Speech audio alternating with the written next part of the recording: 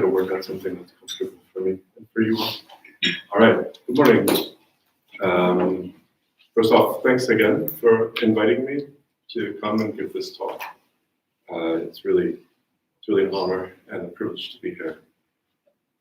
So my talk today is a little clickbaity, but it's how AI is breaking education and why that makes a good thing. So I talked about who I am yesterday, so I don't think I need to go into too much detail, but essentially I have a background in industry where I was an engineer, switched into academia.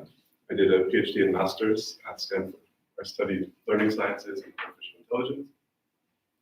Moved to do a postdoc at EPFL in Lausanne, Swiss Federal Institute of Technology, Lausanne, where I worked with Gerd Dillenburg on collaborative learning and technologies to support collaborative learning. And now I am a tenure track assistant professor at KTH Royal Institute of Technology in Stockholm, Sweden. So let's jump in.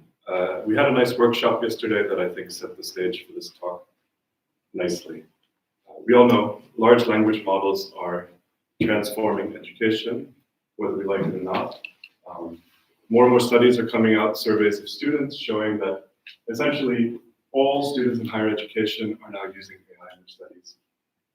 This study down here is from research in Sweden, again showing essentially almost 100% saturation of generative AI into student studies.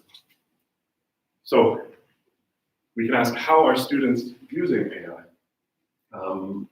There's a nice paper on this from Nature Scientific Reports, where they looked at all the different ways that students are using AI. Two of the main categories are for academic writing and content creation. For example, drafting, proofreading, paraphrasing, summarizing. But also students are using it for cognitive and learning support. That's a nice way of putting it. That's sort of explaining complex concepts, helping with problem solving and calculations, test preparation, debugging code, and things like that. So there are good sides to this. There's research showing that the use of large language models can support learning. So when students use it for writing support, programming support, or problem solving, there are ways of using AI, and there are also characteristics of students that make it more likely that they learn when they use these tools. But at the same time, we see that a growing body of work is demonstrating that LLMs can also harm learning. When students use it in the wrong ways or when they have certain characteristics. And we can explain this in some ways through a phenomenon called cognitive offloading. So cognitive offloading is when critical skills, like critical thinking or creativity or so on and so on, are done by the large language model instead of the student.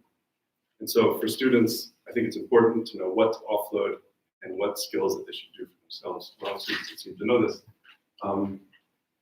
This is a quote talking about what are the effects of cognitive offloading. So when students engage in higher levels of cognitive offloading due to AI tool usage, we see lower critical thinking skills, reduction in cognitive load, and this adversely affects critical thinking development. So I think as a result of this is where we start to get to the sort of panic or crisis that a lot of educators are experiencing today. So if you want to get a sense for the panic, you can look to the academic literature, but you can also look at popular media. And these are all articles that have come out in 2025 in various popular media. New Yorker, New York Post, well, not New York Post, sorry. The New Yorker, another one with the New York in the title, New York Times. That's a lot of New York related publications. But they have things like, teachers are not okay. AI is destroying college writing. AI is harming my students. And then, while I was preparing for this talk, a new one just popped up, which is from why even basic AI use is so bad for students. And one thing that all of these articles have in common is that they went and talked to teachers. Teachers are venting about their issues. So I want to show some quotes from these. I think this is illustrative. These are from teachers. Gen AI is incredibly destructive to our teaching of university students. We ask them to read, reflect upon, and discuss ideas. But Gen AI can simulate all of this. It can summarize readings, it can pull out key concepts, etc. But this is sort of like going to the gym and asking a robot to lift weights for you. And then more about why they're using AI. Students are using AI because it's simple.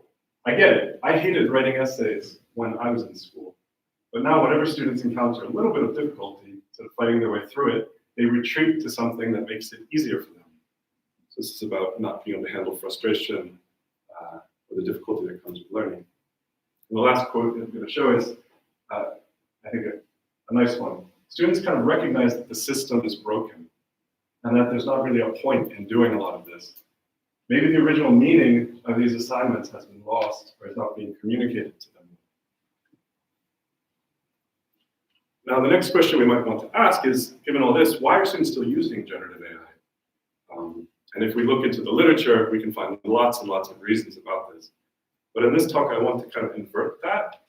I want to ask a different question. I want to ask, why do students resist using AI? There are situations where students and other people actually don't want to use AI. And so that's going to be the starting point for the rest of this talk. So let's look at resistance to AI by students and teachers, more on students than teachers. So I'm going to start by talking about some of my own research here to demonstrate why it's a useful question. I'm going to talk about work where we unexpectedly found strong resistance to AI tools in our own research. And this is a paper called Sketch AI. It was published in Kai last year.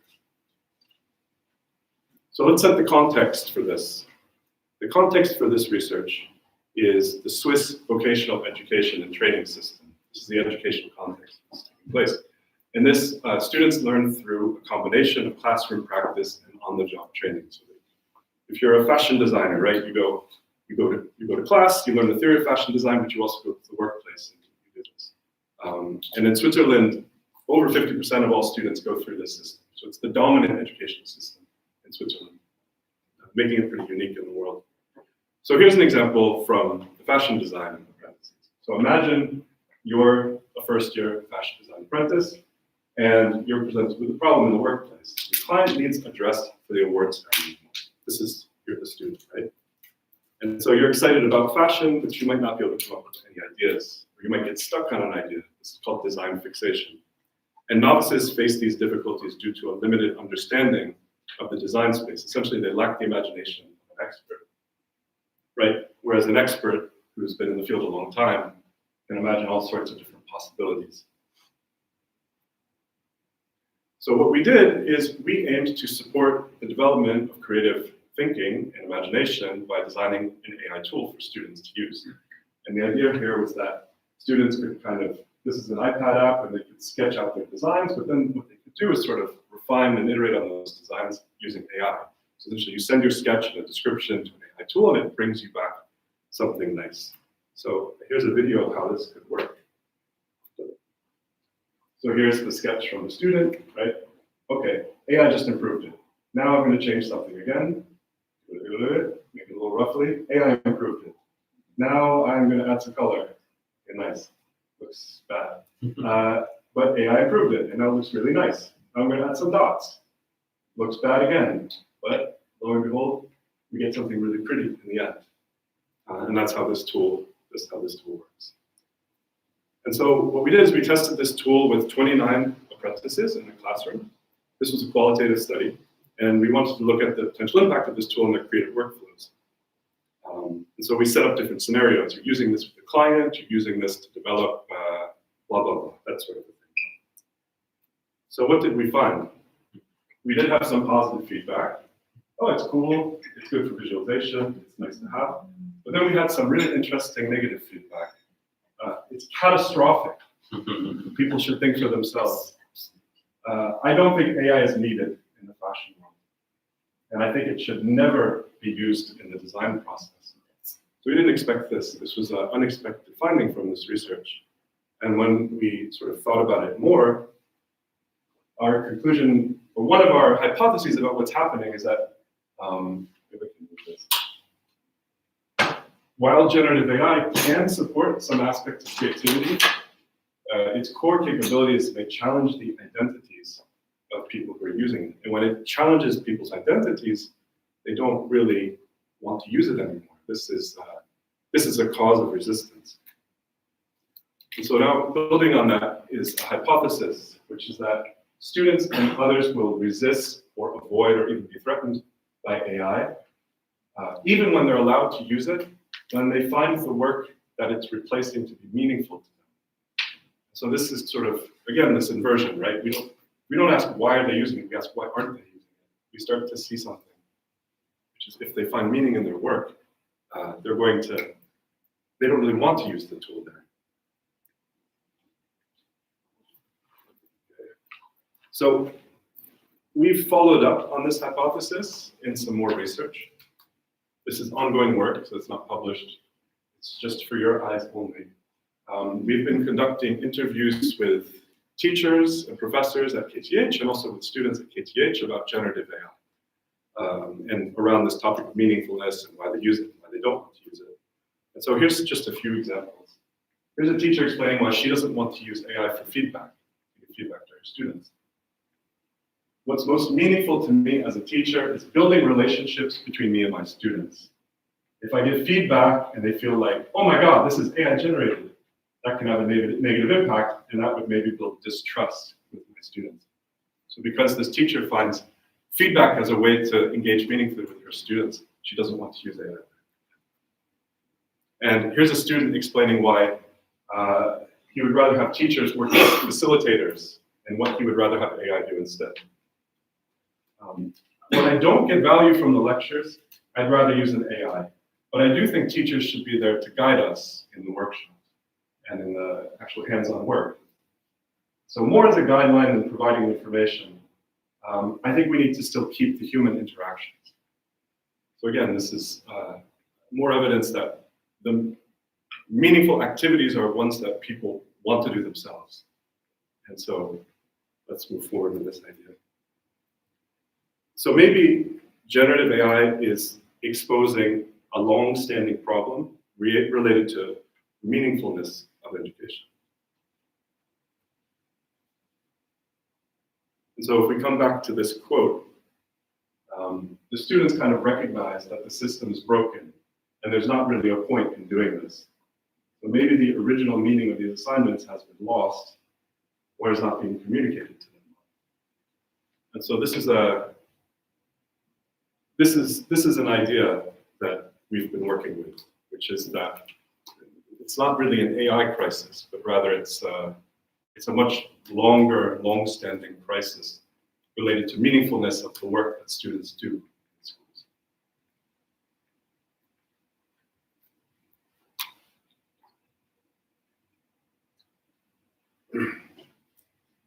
So now, to prove to you that this is long-standing, I'm going to go back to a quote from someone whose pictures are only in black and white. That tells you how old this is. But this is John Dewey, who wrote a lot about school and schooling. I would say Dewey's considered by many to be the father of progressive or student-centered education, not because Dewey necessarily came up with the ideas, but rather because Dewey provided a sort of philosophical foundation and rigor to all of these different types of educations that we call student-centered or progressive. And so here's Dewey's critique of traditional education. The traditional scheme is, in essence, one of imposition from above and from outside. It imposes adult standards, subject matter, and methods on those who are only growing slowly towards maturity. The gap is so great that the required subject matter, the methods of learning and behaving are foreign to the existing capacity of the young. They're beyond the reach of the experience the young learners already possess. And Dewey is very annoying, I should say. In putting this talk together, Dewey spends books explaining one idea sometimes. Many ideas, but there's a sort of overarching idea. So it's kind of hard to capture his thinking in one single quote around this. So I'm giving you one side, which is his critique of traditional education, and then how he talks about the other side. So the other side is progressive or student-centered education. What he says is the fundamental unity of the newer philosophy, so this is a long time ago, and this was a sort of new idea, is the idea that there's an intimate and necessary relation between the processes of actual experience and education. Dewey uses this term experience in a very, it's an annoying term, so the second quote kind of helps with this. What he means in a way by experience is that the problem of instruction is also finding material which will engage a person in specific activities, having an aim or purpose, or moment or interest to him, right? So what Dewey is saying is, in a sense, traditional education uses methods and structures knowledge in a way that doesn't have a lot of meaning to students. But there are other pedagogies that put meaning back at the center by centering students' experiences and interests and building off of that. So that's why we would term those student-centered pedagogies, because we start with the student rather than the teacher. So rather than trying to protect existing activities that are at threat or that students use AI for, we could take another approach and adopt changes that make the activities, the educational activities, more meaningful to students, right? So instead of a defensive posture, we take a more active posture. And like I've been saying, there's a whole class of pedagogies that are designed to make learning more meaningful, that all have their kind of philosophical grounding in Dewey's work. Student-centered pedagogy, sociocultural approaches like cognitive apprenticeship, inductive pedagogies like project-based learning, and so on. So now we get to part two, the subtitle of the talk, which is why that might be a good thing. And so now I hope that this is starting to take form a little bit. So by breaking education in some ways, AI has opened a window to pedagogical transformation. So AI is not really broken education, it's maybe exposed or further broken a specific already broken form of education, which would be a more teacher-centered form of teaching. And so a path forward is to attempt to re-establish meaningfulness and meaning of education by, to quote Dewey, re-embedding knowledge in the flow of action, consequence, and communal inquiry that constitutes living experience, or to put it more simply, just making education tie more into what students care about. So I research specifically constructionism and other inductive pedagogies. And in this part of the talk, I'm going to give a brief overview of my work with these pedagogies. And what I want to talk about specifically, because this is an AI-themed talk, is the difficulties that we have in implementing these pedagogies in schools, and how I think we can use AI to help get over these obstacles, get around these obstacles, and actually help with the integration of these pedagogies into schools. All right, so let's do a quick review of constructionism. So like I said, the types of learning experiences and environments that I research and study are constructionist. And constructionism is roughly a theory of learning by making in technological micro-worlds, or learning by making with technology. I think that's a very rough way. So on the top row here, you're going to find some popular examples of constructionist technologies from Logo, which you're very familiar with, to Scratch, which is a programming language for kids that is built on the metaphor of Lego. You snap together blocks to create programs. Very popular. Lego Mindstorms, which is a way of building robots out of Lego, really simple entryway into robotics. And then we have electronic textiles here. And on the bottom, you can see that this is kind of what constructionist learning environments look like. They're messy, they're collaborative, there's a lot of stuff everywhere, they're technological, they're hands-on, they're project-based. This is the main area that I conduct my research in. So this is a quote from Seymour Papert, who wrote a lot about constructionism, just to sort of further give you a sense of what it is. So constructionism, it's a mnemonic for two aspects of the theory. So it's built, it comes out of constructivist theory. So Papert actually studied with Piaget. He went to Switzerland and worked with Piaget for years. And so he's a constructivist. And from that theory, we take the view of learning as a reconstruction rather than a transmission of knowledge. So knowledge is not transmitted from teacher to student, it's constructed by students through experience. Very close to what Dewey talks about. And then we extend the idea of manipulative materials to the idea that learning is most effective when it's part of an activity the learner experiences as constructing a meaningful product. So this is learning by making with other people, essentially. That's the idea. I think I can skip this slide. So constructionism belongs to a class of pedagogies that you might call inductive. Other inductive pedagogies are project-based learning, problem-based learning, inquiry learning, and so on. And here's what they kind of all work using the same mechanism in a sense. Students are engaged in an authentic activity in a meaningful context. So either a problem or some data or a project or something that they're working on. This, while making this or working on this creates a need to know. So when students encounter problems or they encounter difficulties or confusions, they have a need to know because they're already working on something that they care about. So now they actually are motivated and interested in ideally, this is how it works, right? And then this helps support learning of facts, rules, principles, increases motivation.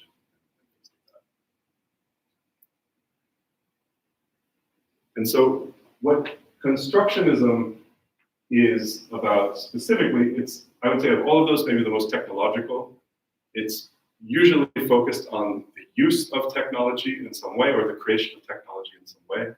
And in order to broaden the scope of constructionist learning beyond programming or mathematics, which is what Logo did, people have been designing new types of what are called construction kits. So this is something for making with biology. So you can actually create organisms by programming the DNA. This is something you could just have in a classroom. It's a standalone thing. Or these are e-crafting circuits. So here you can learn now about electronics. You can learn about electricity by building things out of paper and sewable thread and things like that. And then this can be further extended by going into things like virtual reality, where you can create hands-on constructive experiences, like putting together a warehouse from scratch and then simulating it to learn about logistics and optimization and things like that. So this is where the problem comes. So great, we've had these student-centered pedagogies for almost 100 years. They're meaningful, they're effective, et cetera, but they're not really an important part of many students' educational lives. I think in school, students don't have a lot of opportunities to learn in these ways. And so this is something I'm interested in. This is where I think when we talk about this opportunity with AI sort of exposing the faults in the existing education system and creating space for something new, if we want to incorporate these types of pedagogies into schools, then we have to be open, we have to be clear-eyed about that. We have to think about what are the obstacles that have been preventing the integration of these pedagogies into schools from the beginning. So 3 things that I've been looking at are assessment. How do we assess learning that happens in these types of environments? Student autonomy and creativity. We give students a lot of autonomy. How do we actually support that? It's the original problem. If you're a novice, it's hard to think of new ideas, to be creative. And then also there's problems that arise regarding teaching, specifically teaching and learning. And so what I'm going to talk about for the next 15 to 20 minutes or so is how I've been trying to use AI to overcome these different obstacles.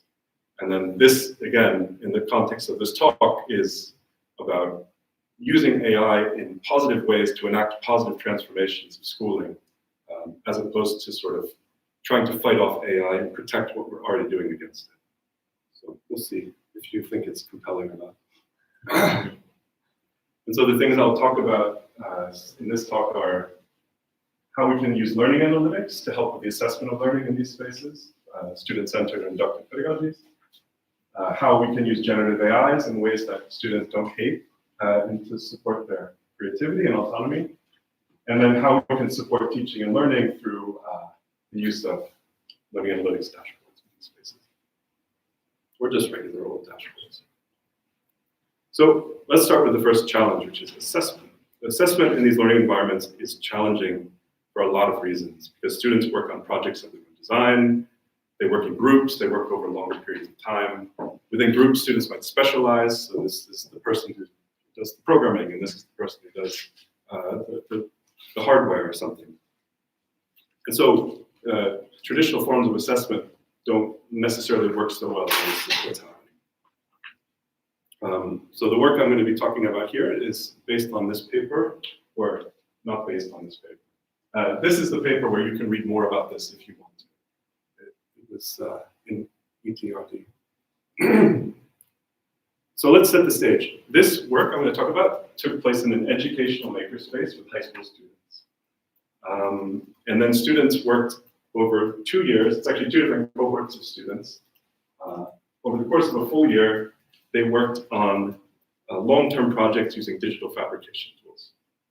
They worked on, I'll talk a little bit about this.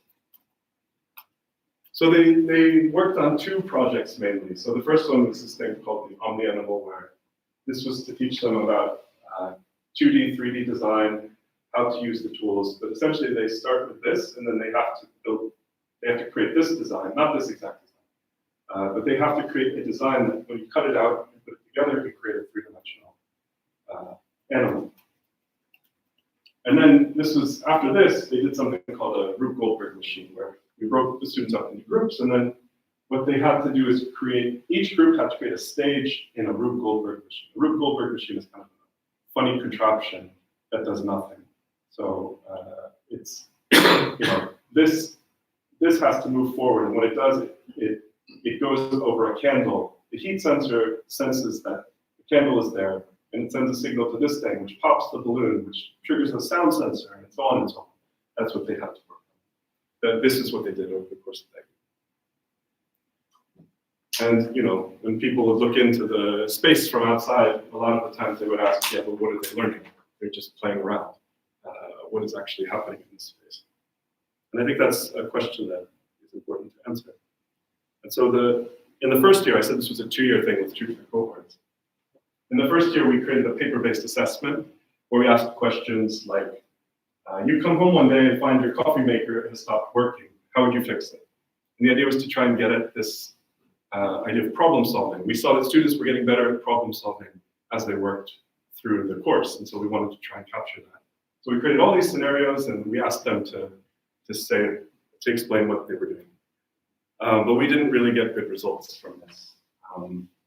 While we saw from our observations that students were getting better at solving problems, we could not detect that using this paper-based instrument. We were getting null results, essentially, which looked like they weren't learning anything.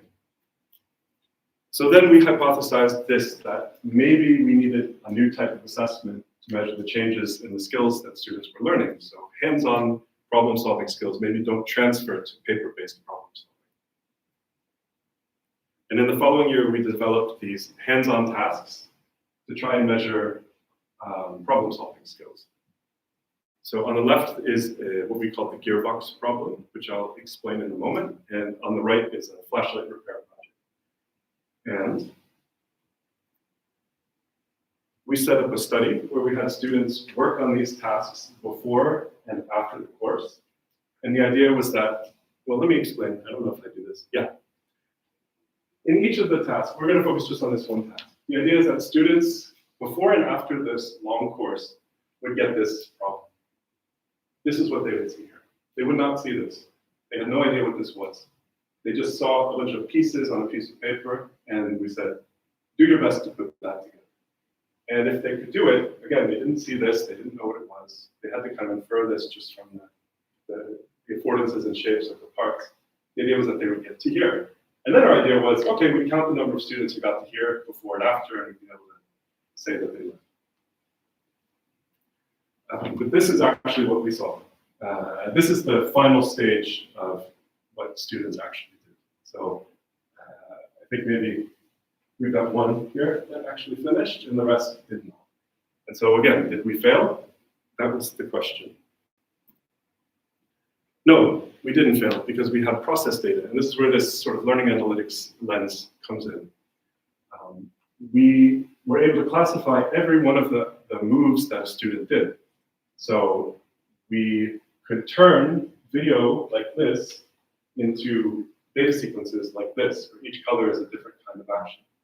So for each student, we've got this sequence of actions that they went through. Once we did that, we did some clustering, which is basically a way of finding which students go through these sequences most similarly to each other, and we found two clusters. One cluster is what the students in black here are actually experts.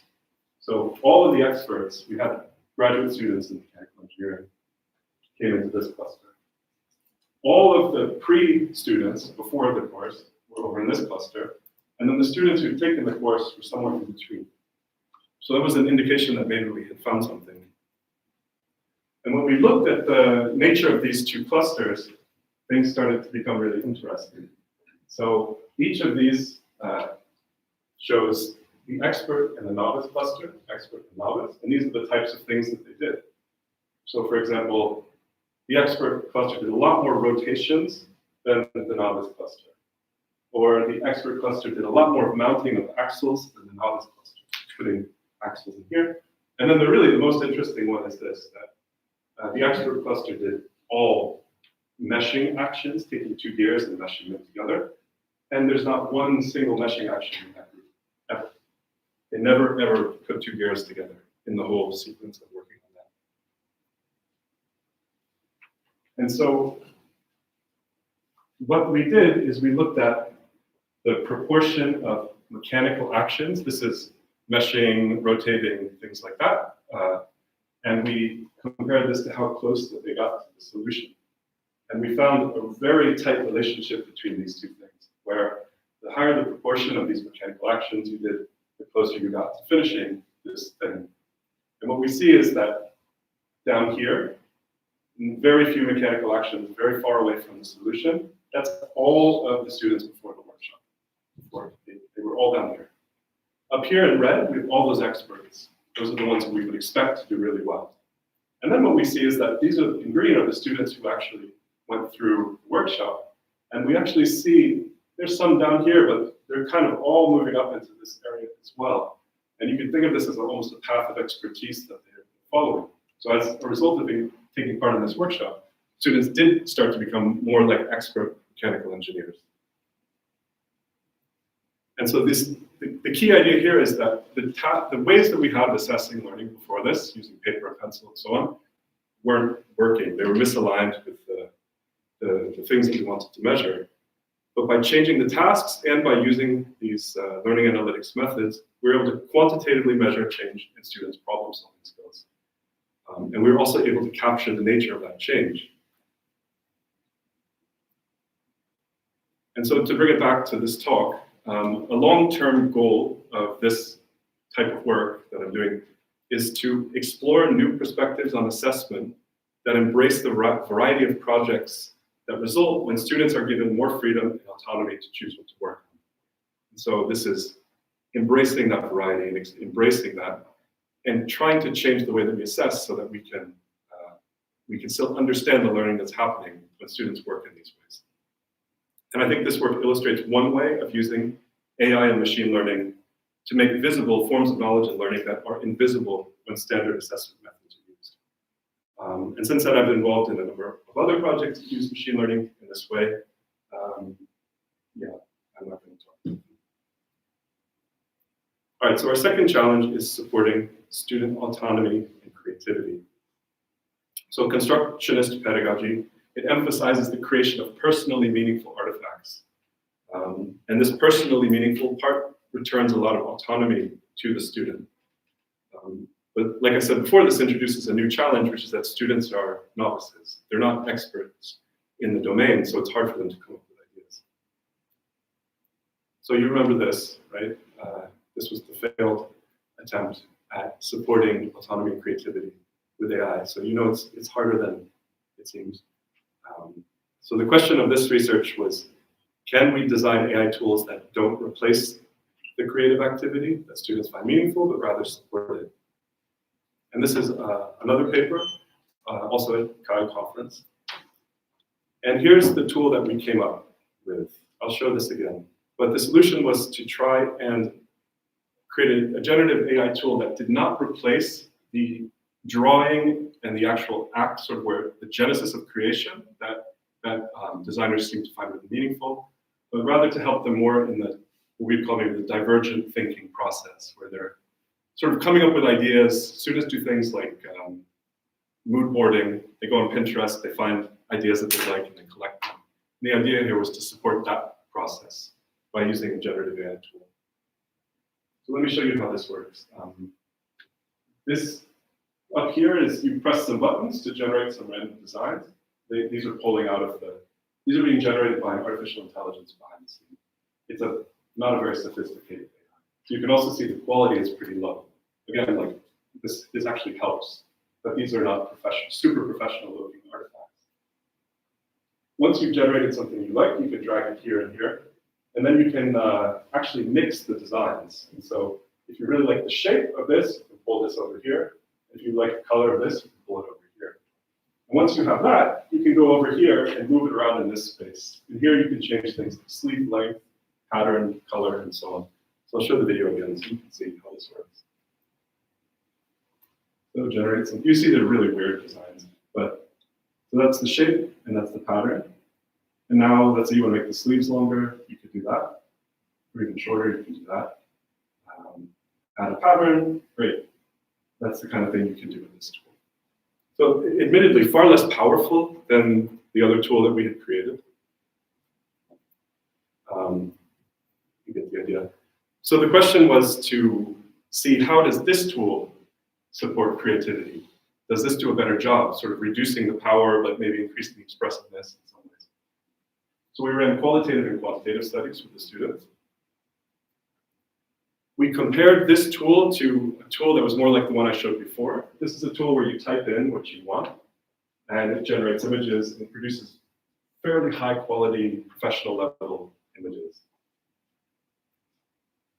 And so what did we find? The tool that we created, students said things like, it made my brain go places it hadn't gone before. You get things you haven't really seen in daily life or in pictures. What we saw, something really nice that we saw, is that students would take these designs that they generated with the tool, and then they would go and draw their own designs that didn't really look so much like those. But you can see certain patterns. This student really liked this cross pattern that they took off that third design. Or maybe the sleeves, right? The sort of flared sleeves here, that could come from this design. So we saw that this was supporting students in the actual genesis of creation. It didn't seem to be short-circuiting the creative process. And then about the other tool, students said it was too specific, there was no room for imagination. When I looked up something, I got what I expected, nothing expected. We did a quantitative analysis as well. We found that this tool that we created better supported creativity. It was more likely to be adopted, and it also better supported the quality of designs. Students were more proud of the designs that they created. It gave them more control, and it helped them better realize their concepts. So the idea here is to say that AI tools can be designed to support meaningful activity rather than replacing it. That's sort of the second takeaway here. And now we're going to move from ideation to realization, the reality of the classroom. And this third challenge is when you have these types of environments where students are working on stuff, groups and so on, it creates a lot of stress on teachers. So you get a situation kind of like this. you've got all these groups here, student groups. They're all working on different projects and different things at their own paces. And they all need help. If anyone's ever been in this type of an environment, there's a moment suddenly where everyone needs help, and you've got 2 teaching assistants and yourself, and you're trying to help people, and everyone is waiting, and you kind of can end up with a situation like this, where some groups get attention and other groups don't. And sometimes teaching assistants and teachers don't even know that this is happening. So currently, I'm exploring ways of providing support to teachers working in these environments so that they can better support students through the use of multimodal artificial intelligence and learning dashboards. So this is what example project in a space like this might look like. You've got some very messy circuit over here that a student's made. You've got some code, it looks like assembly code over here that the student's working on, and then you've got some outputs that are, something that the thing is supposed to do and it's not doing a very good job. So this is a challenge. I mean, this is making teacher dashboards is already hard. When this is your learning context, it's even harder. So what we are doing to try and deal with this is building on an observation, which is that in these types of environments, students are starting to turn to multimodal AI tools to help them. So what a multimodal AI tool is, I'll show you in this video.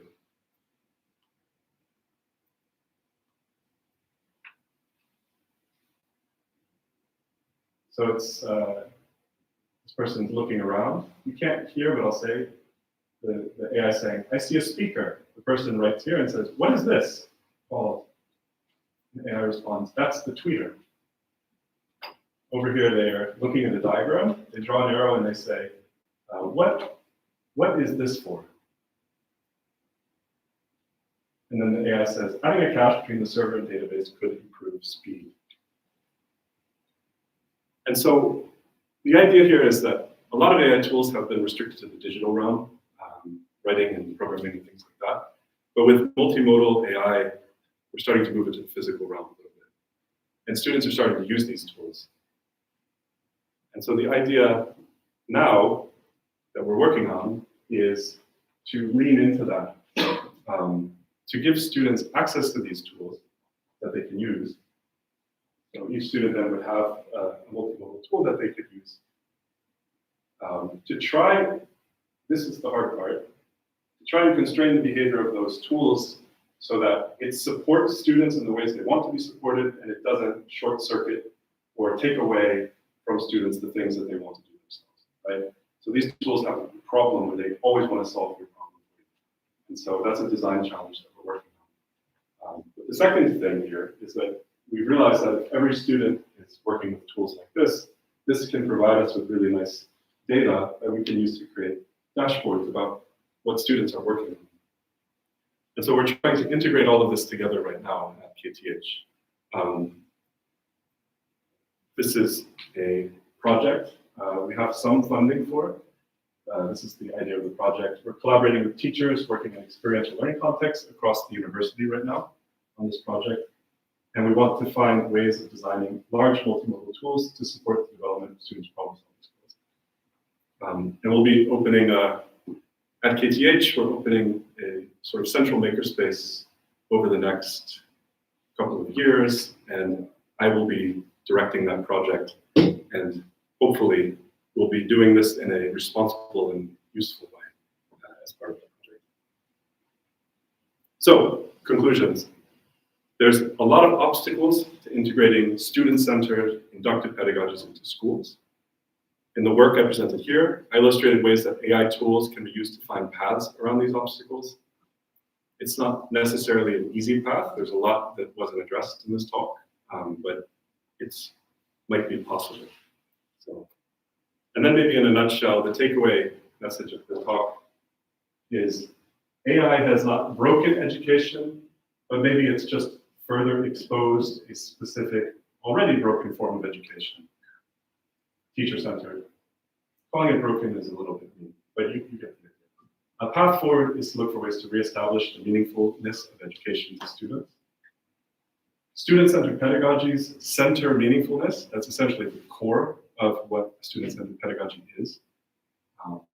And it's possible to design AI tools to help integrate student-centered pedagogies into existing school systems. And so maybe by breaking education, AI has potentially opened a window to a pedagogical transformation that could recenter meaningfulness. Thank you.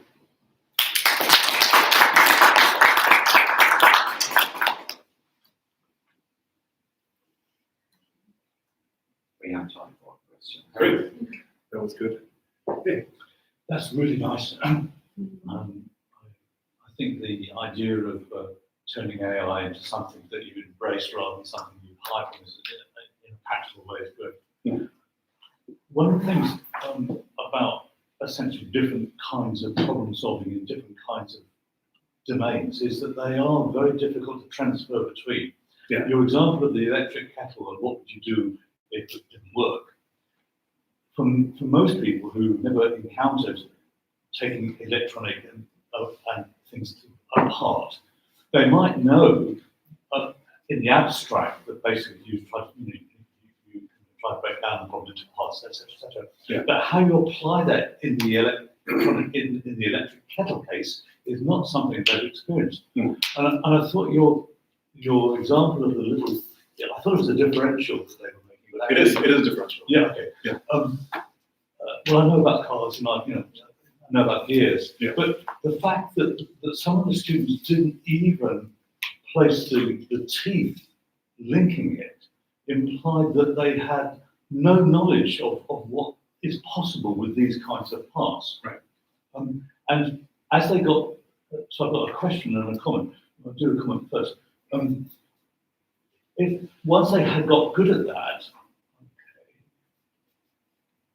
it didn't necessarily mean that they were going to be any better at any of the other examples. They weren't going to be better at making a logo turtle go down, or better at doing the electric kettle. It's highly specific, and I think then that leads to a different kind of an assessment problem, which is that that you have narrow experience across some very specific domains, and you feel that there needs to be later another layer of reflection on several such experiences so they can start to build. Yeah. That's not sufficient. I agree. Okay. I think I'm with you 100%. And one question in exactly the gear example, some students kind of got better towards expert behaviour. Yeah. As a result of what they had done, the practical stuff they'd done. Right. Did the practical stuff they had done, did that include using gears? No. That's interesting. Yeah. So no, it didn't. There was no. We chose those two activities: the gears one, Yes, and the flashlight one. We tried to make them not near, or what do you call it, near transfer. We tried to not make them direct applications. Okay. Of what they did. But you saw that first one with you cut out the parts and you put the parts together. That's almost an analogy, right, for gears, right? You have these these connections that have to do with the function of the system. yes. They go together in certain ways. Yeah. And I think that was I don't think we were that smart when we designed it. Maybe that was the intuition that they are going to be working with these things, and we want to see if they develop a way of looking at the world where they see the functionalities and objects more than they see the structure. Something like that. Yes. Yeah. Good if you can do it. But I mean, yeah. But I think your idea, one big, huge thing that's missing from that study, and a lot of this pedagogy in general, is exactly what you said. There's no attempt to step back and reflect, to synthesize, and to create more abstract knowledge and skills that can then transfer. And I think that's an amazing direction to go.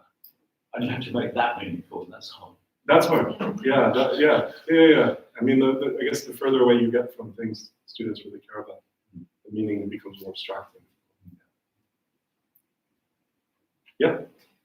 Thank you for a wonderful keynote. And my question is about the challenge one, the assessment. Mm. So you use quite sophisticated assessment Yeah. tools, but I'm curious about your thoughts about how like normal teacher without, you know, being a programmer or in that field, how can he or she use like learning analytics in order to make, you know, learning visible?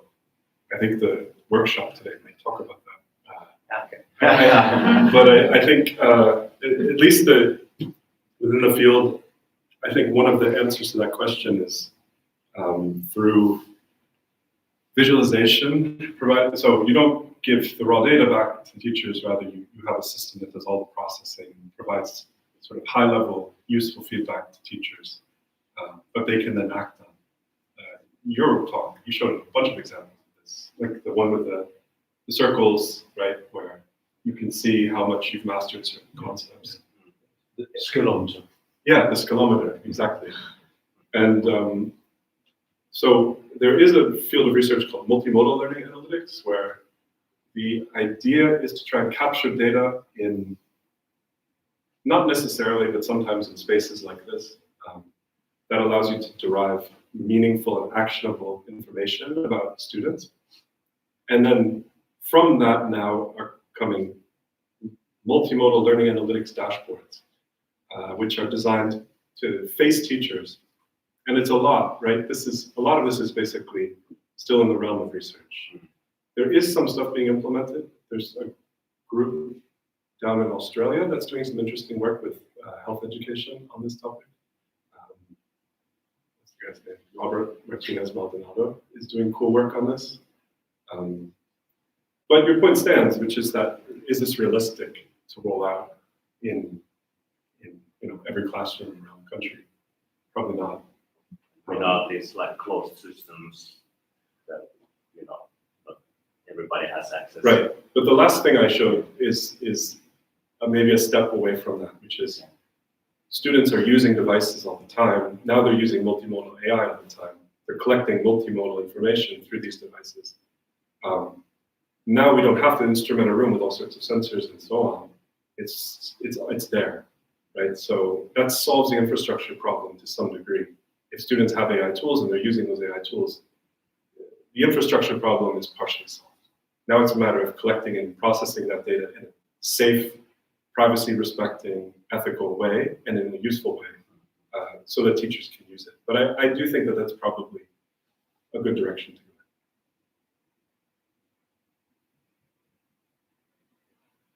Yeah. Thank you for a really interesting talk. I had a question about student motivation towards using AI.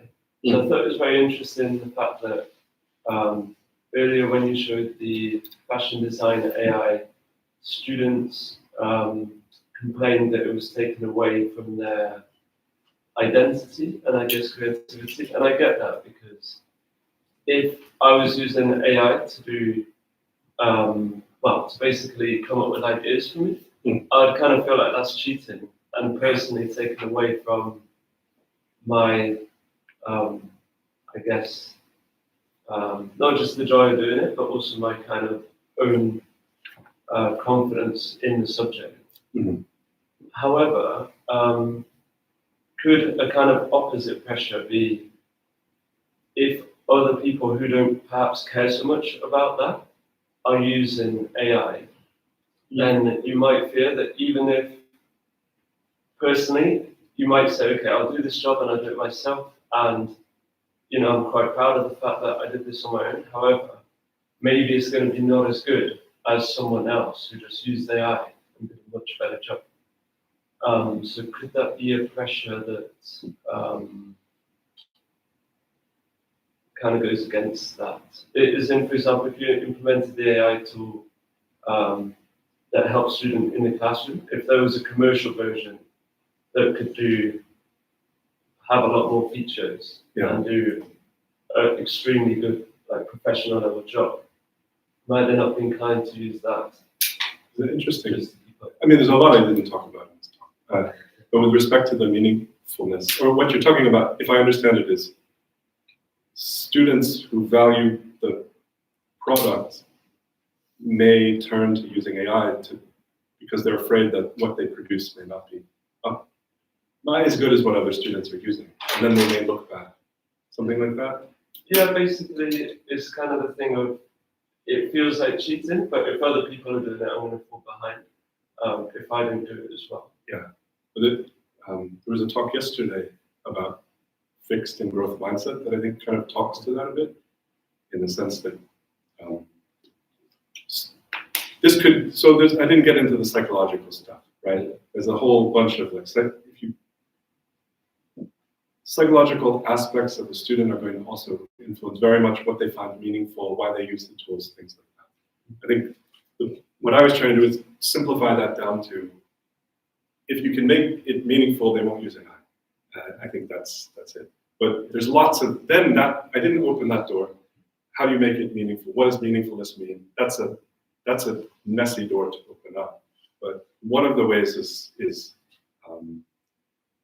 if you can instill a growth mindset in students, they're going to find meaning in the struggle and in failure.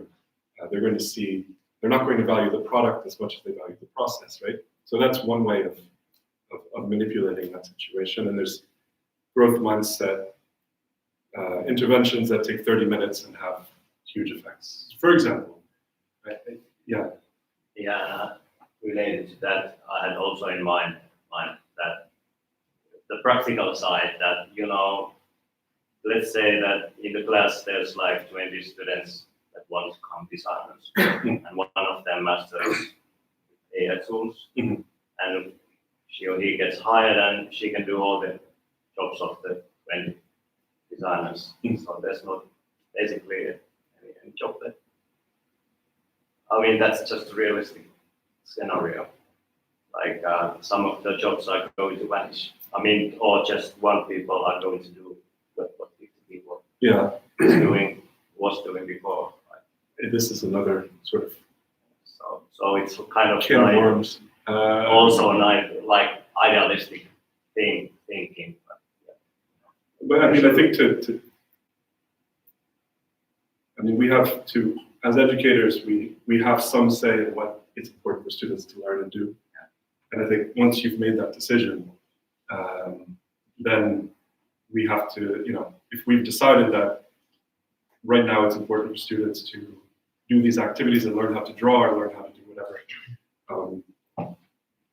Again, getting into the sort of normative aspects of education becomes thorny as well, but once we've made a sort of set of decisions about the things that we want students to learn, then we have to figure out how to make it work, right? And that's what they talked about a bit more.